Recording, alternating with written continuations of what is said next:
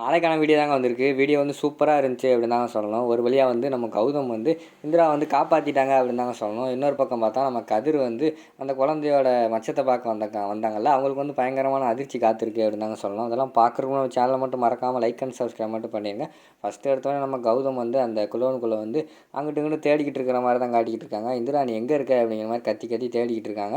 அவங்க வந்து இந்திராவும் முடிஞ்ச அளவுக்கு அங்கிட்டும் இங்கிட்டும் ஏதோ சவுண்டு கொடுக்காங்க. ஆனால் நம்ம கௌதமுக்கு வந்து கேட்கவே இல்லை. என்ன இந்திரா நீ எங்கே இருக்கன்னு தெரியலையே, இவ்வளோ பெரிய குடோனுக்குள்ளே நீ எங்கே இருக்க, நான் எப்படி தேடுறது அப்படின்னு சொல்லிட்டு டக்குன்னு மொபைல் எடுத்து கால் பண்ணி பார்க்காங்க. சரி கால் பண்ணி பார்ப்போம்னு சொல்லிட்டு கால் பண்ணிப்பாங்க. சுவிட்ச் ஆஃப்லேயே இருக்குது. இப்போ சுவிட்ச் ஆஃப்லேயே இருக்கேன் மொபைலு, நம்ம என்ன பண்ணுறது அப்படிங்கிற மாதிரி யோசிச்சுக்கிட்டே இருக்காங்க. சரி இதுக்கு மேலே ஒன்றும் செய்ய முடியாது, எப்படியாவது வந்து இந்திராவோட மொபைலோட லொக்கேஷன் வந்து எங்கே இருக்குது அப்படின்னு சொல்லிட்டு நம்ம போலீஸில் போய் கம்ப்ளைண்ட் கொடுத்து டக்குன்னு பார்த்துருவோம் அப்படின்னு சொல்லிட்டு அவர் வந்து பைக் எடுத்துகிட்டு போகிறாரு. போகிற வழியில் கொஞ்சம் தூரம் போனோடனே அவருக்கு வந்து ஒரு ஃபோன் வந்துடுது. யாருன்னு பார்த்தா ஐசிஐசிஐ பேங்க்லேருந்து நாங்கள் வந்து கூப்பிட்றோம், உங்களுக்கு வந்து ஏதாவது லோன் எது வேணுமா அப்படிங்கிற மாதிரி வந்து கேட்குறாங்க. ஏம்மா நேரங்காலம் தெரியாமல் நீ வேறு கால் பண்ணிக்கிட்டு இருக்க, ஃபோனை வைமா அப்படின்னு சொல்லிட்டு கோவப்பட்டு அந்த ஃபோன் பண்ணவங்களை வந்து வஞ்சிடுறாங்க. அந்த நேரத்தில் வந்து இங்கிட்ட அன்றைக்கி ஆட்டோக்காரர் வேறு வராரு. ஆட்டோக்காரர் வந்து நம்ம கௌதமை பார்த்துட்றாங்க. கௌதமை பார்த்துட்டு, தம்பி நீங்கள் இந்திரா அவங்களோட ஹஸ்பண்டு தானே, அவங்கள நான் டிவியில் பார்த்தேன் தம்பி அப்படிங்கிற மாதிரி சொன்னாங்க. ஆமாண்ணே ரொம்ப நன்றி என்ன அப்படிங்கிற மாதிரி சொன்னோன்னே, உங்கள் ஒய்ஃபு தான்ப்பா இந்த ரூமுக்குள்ளே தான்ப்பா போச்சு, ஆனால் இன்னும் ஆளவே காணும் அப்படிங்கிற மாதிரி சொல்கிறாங்க. அப்படியாண்ணே எந்த பக்கம்ண்ணே போனாங்க அப்படிங்கிற மாதிரி கேட்காங்க. இந்த பக்கம் தான் தம்பி போச்சு, நான் தான் கூட்டு வந்து விட்டேன், ரொம்ப நேரமாக வெயிட் பண்ணேன், ஆளவே காணும், ஒரு சவாரி வந்துச்சு அதான் போயிட்டு இப்போ வந்திருக்கேன் அப்படிங்கிற மாதிரி வந்து ஆட்டோக்காரர் சொல்கிறார்.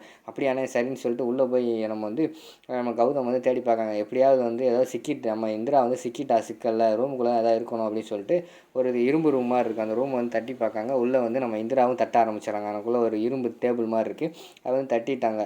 தட்டின உடனே நம்ம கௌதம் வந்து சத்தம் கேட்டுருது. இந்திரா இந்த ரூமுக்குள்ளே தான் இருக்கா, உள்ளே தான் சத்தம் கேட்குது அப்படின்னு சொல்லிட்டு பூட்டு வேறு பூட்டிருக்கு. அதை வேறு உடைக்க முடியல நம்ம கௌதமால். என்ன பண்ணுறது அப்படின்னு தெரியாமல் அங்கேருந்து டக்குன்னு என்னென்னமோ எடுத்து அடித்து அந்த பூட்டை உடச்சி பார்க்காரு, உடைக்கவே முடியல. கடைசி அவர் கட்டை எடுத்து அடித்து அந்த டோரையை உடச்சி உள்ளே போய் வந்துடுறாரு. நம்ம கௌதம் வந்து உள்ளே போய் இந்திராவை கட்டி பிடிச்சி வெளியில் தூக்கிட்டு வந்துடுறாங்க. வெளியில் இந்திராவை தூக்கிட்டு வந்தோன்னே அதுக்குள்ள அக்கம் பக்கத்தில் இருக்கிறவங்க ஒரு ரெண்டு மூணு பாய்ஸ் எல்லாமே ஒடியாந்துடுறாங்க. ஒடியாந்து என்னாச்சுன்னு கேட்டோடனே இங்கே ஒரு பாய் விரிங்கன்னு சொல்லிட்டு பாயை விரித்து டக்குன்னு எனக்குள்ளே விறகெல்லாம் போட்டு அடுப்பெல்லாம் மூட்டிடுறாங்க. அடுப்பு மூட்டி தீயெல்லாம் போட்டுறாங்க. உடனே நம்ம கௌதம் வந்து டக்குன்னு டாக்டருக்கு வந்து கால் பண்ணிடுறாங்க. டாக்டர் அர்ஜென்ட்டுக்கு உடனே வாங்க அப்படின்னு சொன்னோடனே டாக்டர் அந்த இடத்துக்கு வர மாதிரி காட்டுறாங்க.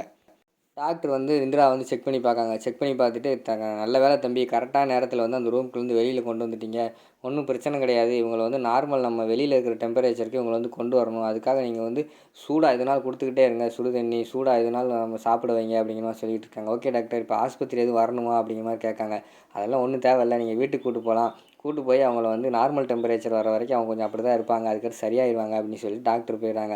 ரொம்ப தேங்க்ஸ் டாக்டர் அப்படின்னு சொல்லிட்டு அந்த ஆட்டோவில் ஏற்றி நம்ம கௌதம் வந்து இந்திரா வீட்டுக்கு கூப்பிட்டு வந்துடுறாங்க. வீட்டுக்கு கூப்பிட்டு வந்தோடனே நம்ம இவங்களுக்கு வந்து பயங்கரமான ஷாக் ஆகிடுது. ஜெயாவுக்கு வந்து என்ன காலையில் நல்லா தானே போனான், இப்போ என்ன இப்படி வந்திருக்கா அப்படின்னு சொன்னோடனே, டேய் கௌதம் என்னடா ஆச்சு இந்திராவுக்கு அப்படிங்கிற மாதிரி கேட்காங்க. அம்மா அது ஒன்றும் இல்லைம்மா, ஒரு வெளியில் போன இடத்துல ஒரு இடத்துல மாட்டிக்கிட்டாமா அந்த குளிரான ரூமுக்குள்ளே, அதனால் இப்படி ஆயிடுச்சு அப்படிங்கிற மாதிரி சொன்னோடனே நம்ம ராகினி சும்மா இருக்காமல், என்ன கௌதம் ஐஏஎஸ் ஆகிறதுக்கு முன்னாடி தான் பின்னாடியே சுற்றிட்டு அலைஞ்சா, இப்போ ஐஏஎஸ் ஆன பிறகும் உனக்கு இதே வேலை தானா அப்படிங்கிற மாதிரி சொல்கிறாங்க. சித்தி நீங்கள் சாப்பிட்டுக்கிட்டு தானே இருக்கீங்க, பேசாமல் சாப்பிட்டுக்கிட்டு மட்டும் இருங்க, தேவையெல்லாம் பேசாதீங்க அப்படிங்கிற மாதிரி சொல்கிறாங்க. டேய் கௌதம் என்னடா ஆச்சு சொல்கிறா அப்படிங்கிற மாதிரி சொன்னேன். அம்மா ஒன்றும் இல்லைம்மா பிறகு சொல்கிறேம்மா அப்படின்னு சொல்லிவிட்டு அவங்க அங்கிட்டேருந்து போர்வையெல்லாம் கொண்டு வந்து போர்வையெல்லாம் அவங்களுக்கு வந்து மூடி விடுறாங்க. அன்றைக்கி கொஞ்சம் சுடுதண்ணி மட்டும் வச்சு கொண்டு வாங்க அப்படின்னு சொல்லிட்டு காவியா கிட்ட அனுப்புகிறாங்க. காவியா போய் சுடுதண்ணி எல்லாம் வச்சுட்டு வர மாதிரி காட்டுறாங்க. டேய் கௌதம் சரி என்னாலும் பரவாயில்ல, இங்கே வைக்க வேணாம், போ ரூமுக்குள்ளே கொண்டு போய் படுக்க போடு அப்படிங்கிற மாதிரி சொல்கிறாங்க. சரின்னு சொல்லிட்டு கௌதம் வந்து இந்திராவை தூக்கி கொண்டு போய் அவங்களோட ரூமில் வந்து படுக்க போடுறாங்க. ரூமில் வந்து இந்திரா வந்து நடிக்கிட்டே இருக்காங்க. ஒரு பக்கம் பார்த்தா நம்ம காவியா உட்காந்துட்டு காலில் வந்து தேய்ப்பாங்களா, அதாவது சூடாகிறதுக்கு அது மாதிரி தேய்ச்சிக்கிட்டு இருக்காங்க. இங்கிட்டு கௌதம் வந்து கையை தேய்ச்சிக்கிட்டு இருக்கிற மாதிரி காட்டுறாங்க. அந்த இடத்துல ஜெயா வந்து ஒரு பெரிய கம்பளி போர்வை கொண்டு வராங்க. கம்பளி போர்வை கொண்டு வந்துட்டு கவியா இந்தா இதை வச்சு மூடி விடு அப்படிங்கிற மாதிரி சொல்கிறாங்க. சரின்னு சொல்லிவிட்டு அந்த இதை வந்து மூடி விடுறாங்க. மூடி விட்ட பிறகு நம்ம ஜெயா வந்து திட்ட ஆரம்பிச்சிடுறாங்க. இந்திரா உனக்கு என்ன தான் பிரச்சனை, வீட்டில் இருந்தாலும் உனக்கு இதே பிரச்சனை தான், ஐஏஎஸ் ஆஃபீஸுக்கு போனேன், அங்கே போய் அமைதியாக உட்காந்து எழுந்திரிச்சு வருவியா, அதை விட்டுக்கிட்டு அங்கே போய் பிரச்சனை பண்ணிகிட்டு இருக்க, உனக்கு எப்போ பார்த்தாலும் நியூஸ் பேப்பரில் வரணும்னு உனக்கு ஆசையா, சொல்லு எதுக்கு இப்படி பிரச்சனை வம்புக்கு வாங்கிக்கிட்டு இருக்க அப்படிங்கிற மாதிரி சொல்கிறாங்க. அத்தை அது வந்து நான் வந்து அப்படின்னு சொல்ல வராங்க. நீ ஒன்றும் பேச வேண்டாம் இந்திரா, நான் சொல்கிறத கேளு, போனேன்னா அமைதியாக இருந்துட்டு அமைதியாக வர்ற வழியை பாரு, தேவையில்லாமல் அடுத்தவங்க பிரச்சனையில் மூக்க நுழைச்சிக்கிட்டு இந்த குடும்பத்துக்கும் பிரச்சனை இழுத்துக்கிட்டு இருக்காது பாரு, உன்னால் இந்த கௌதம் வேறு உனக்கு பின்னாடி அலைய வேண்டியதாக இருக்குது அப்படிங்கிற மாதிரி சொல்கிறாங்க. உடனே நம்ம கௌதம் வந்து அம்மா அது வந்துமா அப்படி சொல்ல வராங்க. டே நீ ஒன்றும் சொல்ல வேணாம், எனக்கெல்லாம் தெரியும்டா, பேசாமல் இரு, சரி அவளை பார்த்துக்கோங்க அப்படின்னு சொல்லிட்டு அந்த இடத்துல வந்து ஜெயா வந்து வெளியில் போகிற மாதிரி காட்டுறாங்க.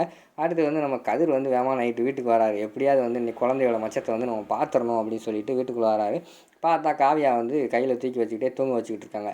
என்ன காவியா என்ன பண்ணிக்கிட்டு இருக்க அப்படிங்கிற மாதிரி கேட்டோடனே, எங்க அமைதியாக இருங்க, குழந்தை தூங்க போகிறான், தூங்கட்டும், அதுக்கடுத்து பேசிக்கிடுவோம் அப்படிங்கிற மாதிரி சொன்னோடனே உடனே பார்த்துக்கிட்டே இருக்காங்க. எப்படா தூங்குவான், இவனை எப்படியா கீழே படுக்க வைப்பாங்கன்ட்டு. நமக்கு கதிரும் வெயிட் பண்ணி பார்க்காங்க. அவன் தூங்குற மாதிரி தெரில, இவங்களும் கீழே வைக்கிற மாதிரி தெரில. சரி இப்போ என்ன தொட்டிலில் போடு தூங்கட்டும் அப்படிங்கிற மாதிரி சொல்கிறாங்க. இல்லைங்க, கீழே படுக்க வச்சா அவன் வந்து அழுதுகிட்டே இருக்கான், கையில் வச்சு தான் தூங்குவான் அப்படிங்கிற மாதிரி சொல்கிறாங்க. சரி கொடு, நான் தூங்க வைக்கேன் அப்படிங்கிற மாதிரி சொன்னேன். என்னது நீங்களா, நீங்கள் தூங்க வைக்கிறீங்களா, என்னங்க ஆச்சரியமாக இருக்குது, அதெல்லாம் ஒன்றும் தேவையில்லை, நானே தூங்க வச்சுக்கிறேன் அப்படிங்கிற மாதிரி சொல்கிறாங்க. சரின்னு சொல்லிட்டு கதிரும் வெயிட் பண்ணி பார்க்காரு. அவங்களும் தூங்குற மாதிரி தெரில. கடைசியில் கதிரே தூங்கிடுறாரு. தூங்கிட்டு காலையில் எழுந்துச்சி பார்க்காரு. ஐயோ மச்சத்தை பார்க்கணும்னு நினச்சவன் விடிஞ்சிருச்சா, எங்கே குழந்தை எங்கேன்னு போய் தொட்டிலில் பார்க்காங்க. குழந்தை இல்லை, எங்கே போயிடுச்சு குழந்தை அப்படின்னு சொல்லிட்டு வெளியில் வந்து பார்க்காங்க. நம்ம இந்திரா கையில் வச்சு கொஞ்சிக்கிட்டு இருக்காங்க. ஏய் காவியா, என்ன நைட்டு என் கையில் கொடுக்க மாட்டேன்னு சொல்லிட்டு இப்போ உன் தங்கச்சி முட்டை மட்டும் கொடுத்துக்கிட்டு இருக்கா அப்படிங்கிற மாதிரி கதிர் கேட்காங்க. ஏங்க அவள் வந்து குழந்தை மேலே பாசமாக இருக்கா, அவகிட்ட கொடுக்கேன், உங்களுக்கு அப்படியா அப்படிங்கிற மாதிரி சொன்னோன்னே, நான் என்ன பாசமாக இல்லைன்னு சொல்கிறியா, கொடு என் கையில் கொடு குழந்தைய, நான் இப்போ எப்படி பார்த்துக்கிறேன் பாரு அப்படிங்கிற மாதிரி சொல்கிறாங்க. அதெல்லாம் ஒன்றும் வேண்டாம் அப்படிங்கிற மாதிரி வந்து காவியா சொல்கிறாங்க. இங்கே ஒரு குழந்தை கையில் கொடு அப்படிங்கிற மாதிரி வந்து கதிர் கேட்காங்க. நம்ம இந்திராவுக்கு வந்து உண்மை தெரியும்ல, முறைச்சி பார்க்குற மாதிரி காட்டிக்கிட்டு இருக்காங்க. அதோட பார்த்தீங்கன்னா அந்த எபிசோடை வந்து முடிச்சிடுறாங்க.